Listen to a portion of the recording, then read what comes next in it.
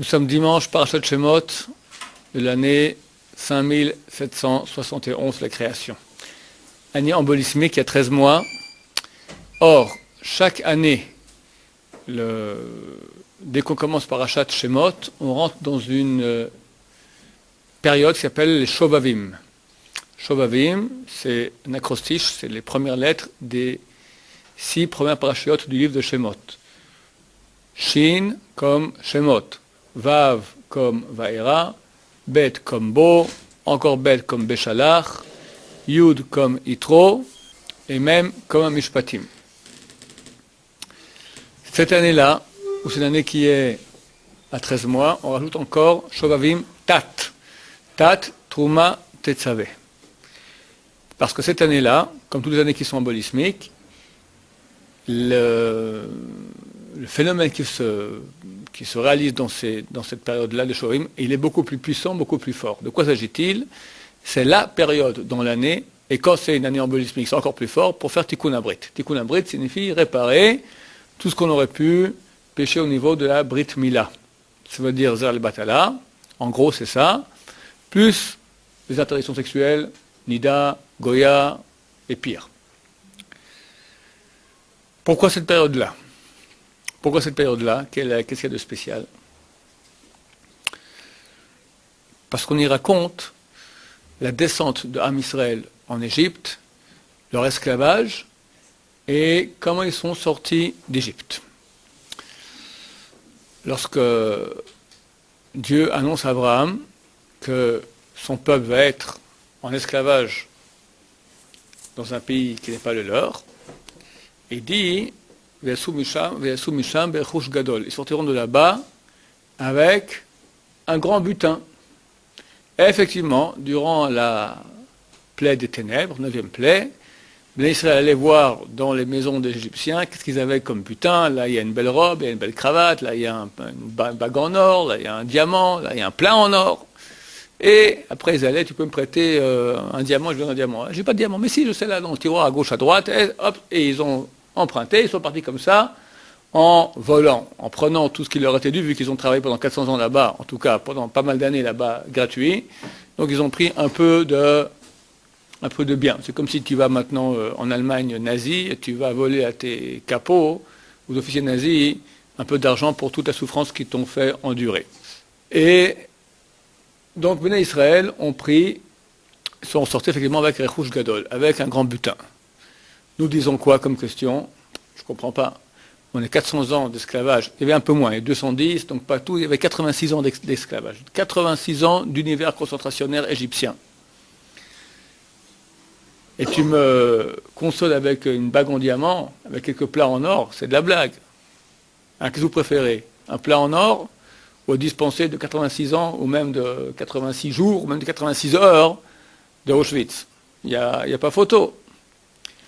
De plus, Chazal ont dit que lorsque les Israéliens sont sortis d'Égypte, ils l'ont fait comme, il y a 2 langages dans la Gemara, comme un fond marin dans lequel il n'y a plus de poissons, ils ont pris tous les poissons, ou d'autres disent comme une grange dans laquelle il n'y a plus de blé. Ils ont pris tout le blé de la grange, ils ont pris tous les poissons des fonds marins. Ils ont tout raflé. De nouveau, si on parle maintenant de butin physique, c'est pas très convaincant. Certains qu'on parle d'autre chose. Lorsque le premier homme a péché, quel était le sens du péché du premier homme? Le sens profond. On a déjà parlé ici, on va en reparler. Maïmonide, dans le Guide des Égarés, pose la question. Enfin, il dit que quelqu'un lui a posé la question. Il dit, je ne comprends pas. Le premier homme, il était ce qu'il était. Et après avoir péché, c'est marqué Benefkochu Anehem, leurs yeux se sont ouverts et se sont rendus compte qu'ils étaient aveugles. Ça veut dire quoi? Qu'avant il était bête et maintenant il est devenu intelligent. On appelle cela Choten Iskar. C'est quoi Choten Iskar? Un pécheur, il est récompensé. Fais un péché, tu vois, ça vaut la peine. Avant tu étais idiot, maintenant au moins tu es devenu intelligent. Question qu'on pose au Rambam. Il répond, tu n'as rien compris.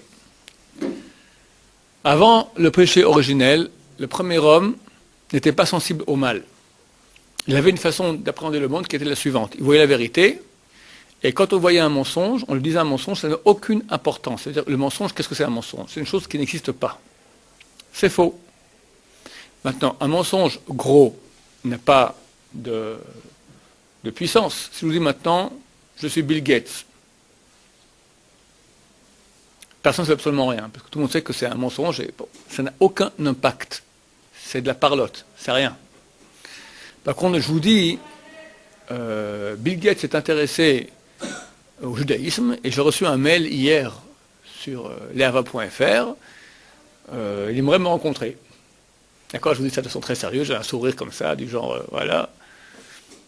Ceux qui me croient, d'accord, accordent de l'importance, accordent de la vérité à mon mensonge, ils donnent vie au mensonge. C'est faux, Bill Gates n'a jamais écrit. Mais quand tu crois à un mensonge, ben, tu lui donnes une force comme s'il est vrai. Le premier homme voyait ce qui était vrai, ce qui était faux. On vient lui raconter un bobard, ça n'existe pas. Moi je suis Bill Gates, et moi je suis Tartampion, d'accord? Qu'est-ce que tu me racontes des histoires? Dégage. Ça n'a aucune valeur, aucune valeur. Il voit que la vérité. Donc, qu'est-ce qui est vrai? Ce qui est. Vrai égale réel. La seule réalité qui existe, c'est Hachem. Parce que le monde que nous avons ici, bien qu'il est réel, la table est réelle, le micro est réel, je suis réel, mais c'est éphémère. Un beau jour, ça passe. C'est marqué dans la Gemara, Shabbat, page 104, Emet Kae, ou Kai, comme il y en a qui disent, Shaker lo Kai. Le Emet, il reste. Le Shaker, il passe. Tous les mensonges, il y a des mensonges qui durent depuis 2000 ans, d'accord, ou 1400 ans, ça dépend, orientaux, occidentaux. Bon, ils ont une longue durée de vie, mais un beau jour, ping, ça va éclater. Un mensonge ne peut pas tenir sans cesse, parce que la seule réalité qui est éternelle, c'est Hachem. Bata Hachem Elohim Emet. Et toi, Elohim, Hachem Elohim, tu es Emet. Udvacha Malkenu, ta parole, notre maître, notre roi, Kayam, Malkenu, Emet vekayam laad. Emet vekayam laad. Et Emet, ta parole est Emet, et Kayam laad. Et vie existe pour l'éternité. La parole de Dieu, elle est Emet, elle reste pour toujours. La seule chose qui reste, c'est Hachem. Hachem est sa parole. Et nous, dans notre vie, dans la mesure où on se branche avec les réalités qui sont Emet. Mitzvah, je vous racontais souvent, Mitzvah c'est 4 lettres. Même Tzadik, Vav, Hei. Tu prends les 2 dernières lettres du mot Mitzvah, les 2 dernières lettres, Vav, Hei, sont les 2 dernières lettres du nom de Dieu. Yud, Kei, Vav, Kei. Les 2 premières lettres du mot Mitzvah, même Tzadik, sont en Atbash. Atbash c'est quoi? C'est un alphabet kabbalistique où tu prends les lettres à l'envers. Aleph égale Taf, Bet égale Shin, Gimel égale Resh, Dalet égale Kouf, etc. En Atbash, les lettres, même Tzadik, sont les premières lettres du nom de Dieu, égale Yud et puis Hei. C'est-à-dire que le mot mitzvah, c'est en fait Yud et puis Hei, et puis Vav et puis Hei. Pourquoi? Parce que quand tu fais une mitzvah, tu fais tzavta. Tzavta, mitzvah, ça veut dire, tzavta, c'est la même racine, ça veut dire tu t'unis. Tu t'unis avec Dieu, tu deviens une partie divine. Tu crées en toi une réalité de Yud Kevav Ke, de Haya, Hove, Vehiye, qui était, est et sera. C'est la seule réalité qui est. Tout le reste, c'est du mensonge. Il faut bien que le monde puisse fonctionner. Si tout le monde maintenant allait s'occuper de la vérité de Hachem de Yud Kevav Ke, le monde ne serait pas viable. Alors Dieu n'a pas de problème, il n'a pas besoin que ce soit des millions, des milliards de gens qui aillent dans la vérité. Donc il a envoyé un virus, comme ça dit le Rambam, le virus de la folie. Que tu as des milliards de gens, c'est stupéfiant, qui courent toute la journée après des mensonges, parce qu'il faut que le monde soit viable. Maintenant, on est dans le monde après le péché, où l'humanité, dans sa grande majorité, vit dans le mensonge et suit le mensonge et avide du mensonge. Il te faut un bac, il te faut un diplôme. Ça, c'était un nul. Il faut de l'argent, il faut une bagnole, il faut un beau costard, il te faut une belle montre, il te faut du kavod. Et tout ça, c'est du vent. C'est du vent. Il faut que j'ai de quoi me nourrir, de quoi m'habiller, quoi habiter, et voilà. Et le but maintenant, c'est pas ça. Le but, c'est réaliser maintenant, pendant le court temps que j'ai, le maximum, l'artof, comme on dit ça en français, shipper le maximum de mitzvot, de Olam Haba. C'est-à-dire, c'est quoi Olam Haba? Pas le grand mérite que j'ai. D'éternité. Je peux maintenant, avec rien, gagner de l'éternité. De l'éternité. C'est ça qu'il faut faire toute la journée. Le monde n'a pas compris ça. Heureusement, parce que sinon, le monde ne serait pas viable. Nous, on ne pourrait pas s'occuper. Maintenant, quand je suis en train de vous parler maintenant, il y a environ 5 milliards de personnes qui sont là pour m'aider. Tu as une table qui a été faite avec du bois du Canada, avec des plans qui ont été faits en Suède, avec du fer qui a été fait au Nicaragua, avec la couleur qui a été faite en Allemagne, avec le micro qui a été fait en Hongrie, avec la mousse du micro qui a été faite à Taïwan, d'accord? Donc tu as maintenant pas un quart du monde, c'est le monde entier qui est là. Pour qu'on puisse, nous, maintenant, une poignée, aller et servir, être ceux qui vont réaliser le but. Gagner, faire en sorte que ce monde de mensonges arrive à l'éternité. Le premier homme ne voyait pas le mensonge. Lui voyait que la vérité. Vient le serpent et va le tenter. Il va lui dire à la femme, il raconte des bobards. Mange de ce fruit. Tu seras comme des Elohim, comme des dieux qui vont connaître le bien et le mal. Et la femme, elle voit Ta'ava la'enaim, plaisir des yeux. Les yeux, c'est un des grands vendeurs de mensonges. D'accord? Celui qui nous parle, qui les regarde. Parce que les yeux, ça. L'imagination, travaille l'imagination. Après, tu vois, les yeux, c'est un ustensile.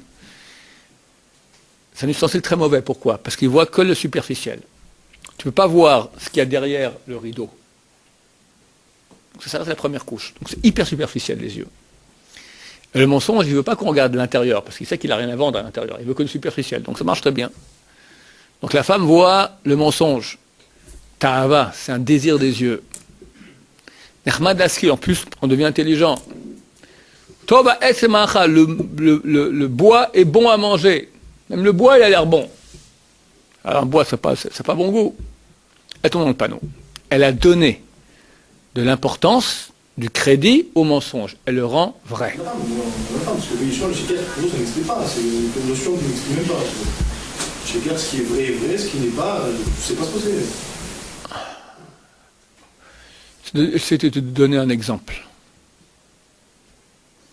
Nous tous, quand on est face à une ta'ava, à une envie, d'accord, on sait que c'est faux. Alors des fois, l'envie est tellement forte qu'on n'arrive même pas à se rendre compte que c'est faux. Mais quand l'envie, elle est très, très, on va dire, voilà, un ancien toxicomane. Il a fumé beaucoup, d'accord. Maintenant, il est allé Shiva, il a fait Tchouva, il est bien. Il prend une envie comme ça, ou même pas. Il sait qu'en fumant, c'est kiffant un peu. Qu'est-ce qu'il fait? Il fume pas. C'est pas que fumer, ça a aucun kiff. Il sait, il connaît très bien ce kiff. Il y a une petite envie qui passe, mais il est tellement la vérité que il peut se dire, allez, après tout, on y va. Il peut se dire ça. Pourquoi? Pas forcément pour que rien que l'envie. C'est un peu quitter le monde de vérité de Dieu qui est l'éternité. C'est lourd, c'est grand. Soyons bêtes, petits, oublions. Et en plus, il y a un argument très fort. C'est que si le premier homme tombait, le job qu'il aurait à faire maintenant pour accéder à la vérité serait beaucoup, beaucoup plus grand. Donc il aurait beaucoup plus de mérite. Il y avait un petit calcul là-dedans. C'est que le premier homme, s'il ne péchait pas, en quelques heures, il arrivait à faire le tikkun de l'univers entier. Il fallait qu'il tienne depuis le moment où il est né, vendredi matin, jusqu'à Shabbat. Et c'était terminé. En goûtant du fruit interdit, il rentre dans une galère de 6000 ans de travail pour réparer ça. Mais à la fin, l'amplitude, ce qu'il a fait comme job, c'est beaucoup plus grand. Donc le but est de faire par soi-même, avoir un libre arbitre. Quand tu as un petit libre arbitre, tu es petit. Quand tu as un grand libre arbitre, tu es grand. Pour avoir un grand libre arbitre, il faut se mettre en danger. C'est ce qu'il a fait. Donc il y a un calcul là-dedans. Mais c'était faux. Pourquoi? Parce que Dieu lui a dit de ne pas le faire. Et qu'on galère terriblement. Bon, on arrive bientôt, Bézant Hachem, à la fin de nos peines, on espère. Le premier homme, c'est des êtres qui voyaient d'un mot, Adam et Ève voyaient d'un bout du monde à l'autre. Ils avaient une vue très grande. Donc, ils comprenaient qu'est-ce qu'il y avait à gagner ou à perdre dans le mensonge que proposait le serpent. Ils voyaient que c'était rien, mais après tout, ça peut être kiffant. C'est pas qu'il était pris par cela, comme nous aujourd'hui, que ça nous brouille complètement. Non, non. Ah, tu veux dire, quel calcul il avait lui à faire de faire péché originel? Alors, qu'est-ce qui s'est passé? Lui, il s'est dit, je vais descendre en bas, et après, je vais remonter. Ce qui s'est passé, c'est qu'il n'a pas réussi à remonter. Et toutes ces parties d'âme sont parties, sont tombées très très bas dans la mort.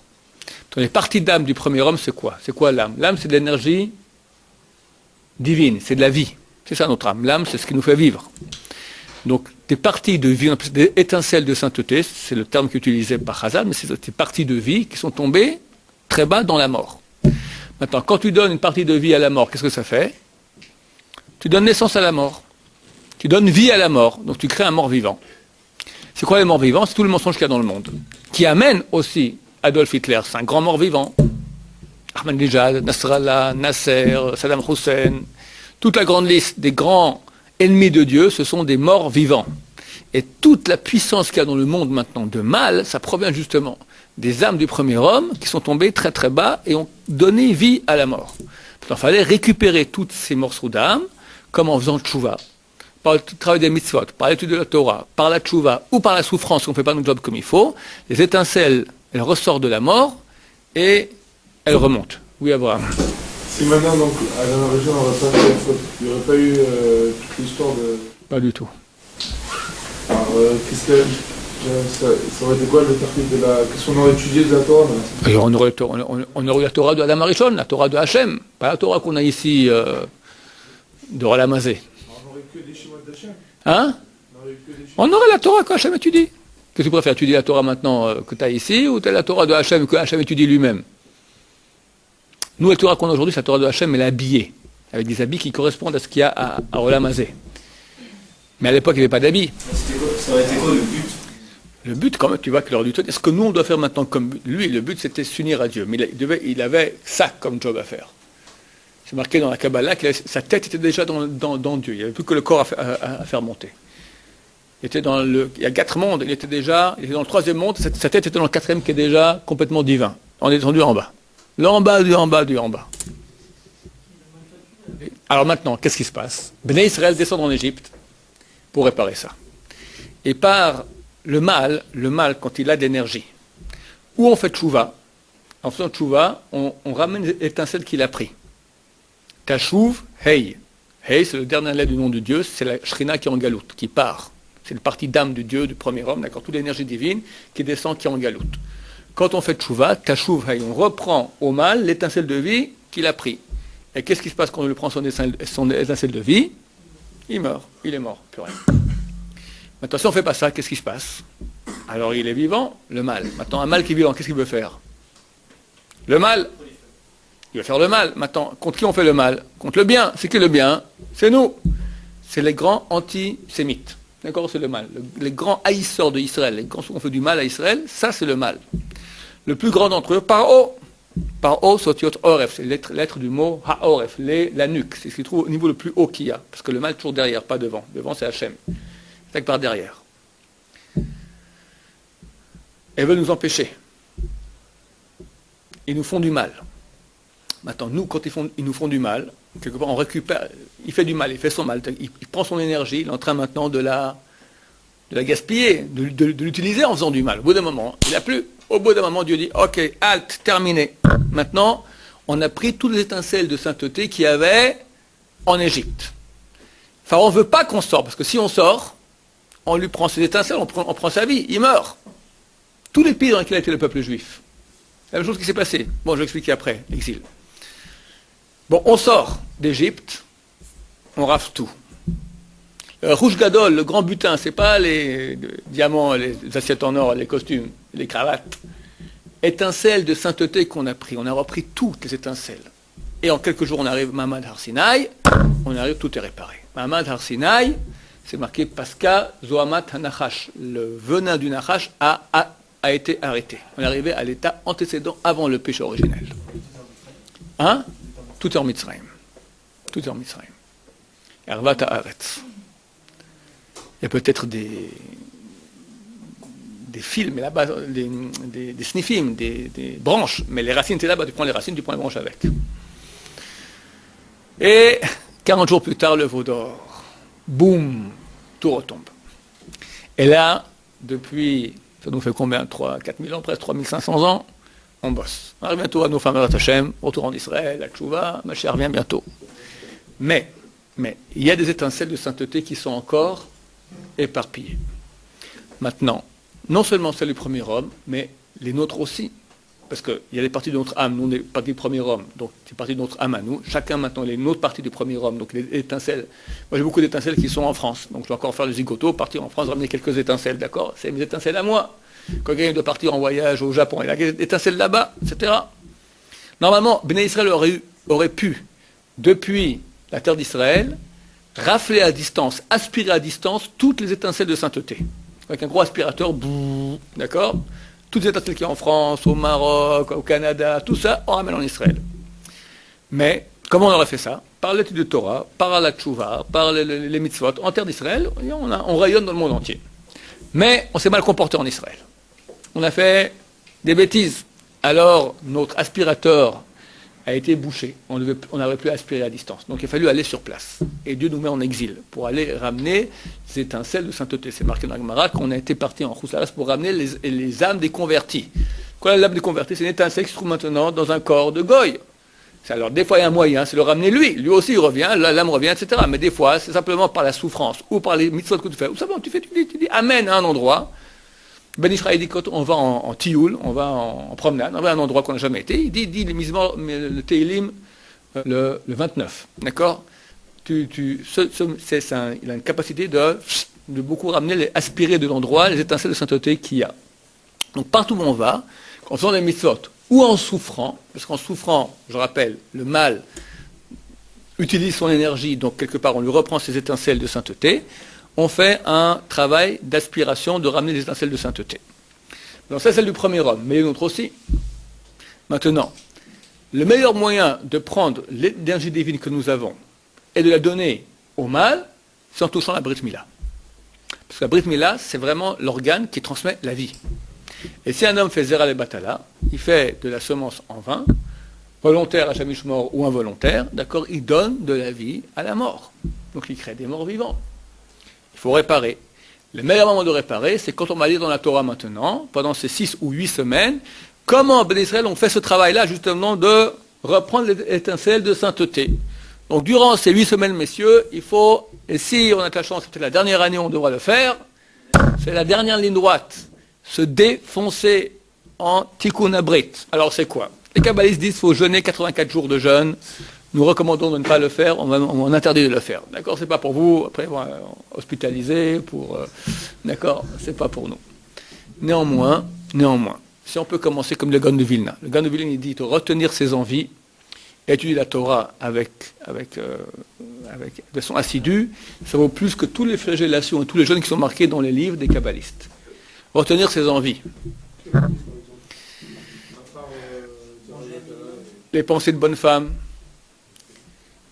l'envie de la tabata achila, les beaux costards, d'accord, tout ce qui est contraire, la paresse, tout ce qui est maintenant contraire au désir de Dieu. On appelle ça la kedusha. La kedusha, c'est maintenant ne prendre du monde que ce qui est nécessaire. Alors, il ne faut pas devenir des ermites parce qu'on n'y arrivera pas. Mais commencer pendant ces jours à travailler un peu là-dessus, spécialement tout avec la brique, les pensées, les regards, les discussions, niboulpé, tout ça, c'est niboulpé, c'est zera al-batala de la bouche. Niboulpé, c'est zera al-batala de la bouche. D'accord? Parce que tu as deux bouches. Tu as la Mila et tu as le P. Gematria, les deux, c'est 85. Mila 85, P 85. Tu as un au niveau du Nefesh, un au niveau du Rouach. Tu parles de bonne femme, c'est comme si tu faisais la Batala. Donc, au lieu de faire la Batala avec le Nefesh, tu le fais avec le Rouach. C'est marqué pourquoi est-ce que c'est marqué dans la Gemara de Shabbat 32, pourquoi est-ce que les petits-enfants, Bachouré Sonay Israël, c'est-à-dire que les enfants, les adolescents qui ont la haine d'Israël meurent. Quand on dit la haine d'Israël, on parle des Juifs, d'accord? C'est une façon jolie de parler. En deux mots, pourquoi est-ce qu'il y a des jeunes gens qui meurent? À cause du Niboulpé. Que les gens parlent des filles. Donc bien sûr que tu tues. Quelle question? Le Shonara aussi? Alors, on va, durant dès demain, on va faire quelques cours là-dessus, sur tout ce qui est bon pour réparer, tout ce qui est bon pour faire attention de ne pas avoir la batala, tout ce qui est les sgoulottes pour ce qu'il faut faire. Il y a un livre de Rav Frida, Tziporen Shamir. Là-bas, il parle quelque chose assez intéressantes pour se renforcer en cela. Mais, le plus que tout, les Mouda Torah. Quand quelqu'un fait Zera al-Batal, il a créé des démons, il a créé des forces de mal. Quand on étudie la Torah, quelque part, on annule le démon et on donne un corps de Kudusha à ces étincelles-là, à ces âmes qu'on a créées. On donne un corps de Kudusha. Le meilleur moyen de se battre contre le Yetzer Hara sexuel, la meilleure réparation, c'est l'étude de Torah. Si ce Menouval, comment ça dire toi en français, Menouval, cette ordure, t'a attrapé, cette charogne, Menouval, mon Nevela, cette charogne t'a attrapé, on parle du Yetzer Hara des bonnes femmes, c'est marqué, traîne-le au Beth Midrash. Parce qu'il ne veut pas aller au Beth Midrash. Il est fatigué, il va faire un tour, il va boire un pot, manger une pizza, avoir un coca, avoir un appel, il va faire un thé. Évidemment, il ne veut pas que tu rentres ici, tu vas le tuer. Traîne-le de force, tac, ouvre. C'est marqué, s'il est fait de pierre, il fond. S'il est fait de fer, il éclate. La Gemara ne s'est pas trompée, messieurs. On aurait dû dire, s'il est fait de fer, il fond. S'il est fait de pierre, il éclate. La Gemara n'a pas dit ça. Elle a dit, s'il est fait de pierre, il fond. Il faut une chaleur égale ce qu'il y a dans les Vésuves, d'accord, dans les volcans. C'est la pierre qui devient de la lave. Et s'il est fait de fer, il éclate. C'est-à-dire, c'est comme une bombe, d'accord. Tu mets une grenade près d'une porte blindée, bah t'as plus rien. C'est du beurre, d'accord. C'est pas que ça fond, ça éclate. Plouc, tellement la chaleur elle est forte de l'explosion. C'est ça la puissance de la Torah. Mais il faut une Torah. Torah, tu fais 10 minutes, tu causes, 10 minutes, tu causes. C'est le principe spaghetti dont j'ai déjà parlé ici dernièrement. Tout le monde se souvient du principe du spaghetti? Quand tu fais des pâtes, il faut bouillir l'eau. Pour que l'eau boue, il faut environ 5 minutes qu'elle soit sur le feu. Attends, toi tu mets le feu 3 minutes. Après, t'éteins, tu causes un peu. Après, tu remets 3 minutes, tu causes un peu. Après, tu mets 3 minutes, tu causes un peu. Ben, jamais les pâtes seront bouillies parce que l'eau n'a pas bouilli. Même chose en Torah. Il faut une ébullition. Donc il faut t'étudier 1 heure. Non-stop. Après, tu n'en peux plus, tu rajoutes encore 5 minutes. Ces 5 minutes-là, ça c'est d'ébullition. Ça casse le Yetzer Hara en petits morceaux. Des fois, hein, on est pris par une envie sexuelle, Hachem Mishmor, terrible. Tu prends la Gemara, t'as des bonnes femmes qui te sortent comme ça, dans la Gemara, là-bas, et bling, d'accord? Et là-bas, ping, t'as fait le chemin Israël, elle te saute en plein dans des trucs terribles, d'accord? Tiens bon, étudie, au bout d'un moment, t'as plus rien. T'es quelqu'un d'autre, ça te touche plus. Ça ne reviendra pas plus tard, mais là, cette attaque, tu l'as vaincue. On a un cadeau tellement grand. J'ai un élève qui était à la Shiva encore quelques mois, il a changé, passé dans une Shiva israélienne, dirigée par Steinman. Il m'a dit, il avait des, comme tout, il parlait de bonnes femmes, les pensées, les machins. Il m'a dit, c'est mamache comme ça. Les paroles du Rambam. Le Rambam, il dit, les pensées sexuelles ne se renforcent que dans l'esprit qui est vide de Torah. Il dit, on étudie 12 à 13 heures par jour, plus aucune bonne femme dans la tête. Plus aucune bonne femme que Torah, Torah, Torah. Tu répares tout, tu deviens un être kadosh. Et durant ces 8 semaines-là, c'est l'année embolismique des 13 mois. Si on a la chance, Mashiach revient cette année ou l'année prochaine, très, très bientôt, la dernière ligne droite pour réparer, messieurs, il faut réparer. Après, c'est fini. Mashiach revient, on ferme les contacts. Fini. Pour faire ce qu'on fait aujourd'hui en un jour, il faudra des années. Alors, le premier qui a une question, c'est Joachim. Oui. Oui, mais plus ça demande une concentration, mieux c'est. La Gemara, tu comprends rien. Tu refais, c'est dur, c'est dur. Alors, on avait dit, les gens croient que c'est facile d'étudier. C'est comme prendre maintenant une pioche et frapper des heures dans du granit. C'est fatigant. La Gemara, c'est tu comprends rien. Tu fais, tac, tu refais, tu comprends rien. Tu refais, tu comprends rien. Ou le mot tu comprends après, tac, tac, t'as compris, il faut passer un deux, tu comprends pas. C'est casse-pied, c'est dur, c'est des efforts.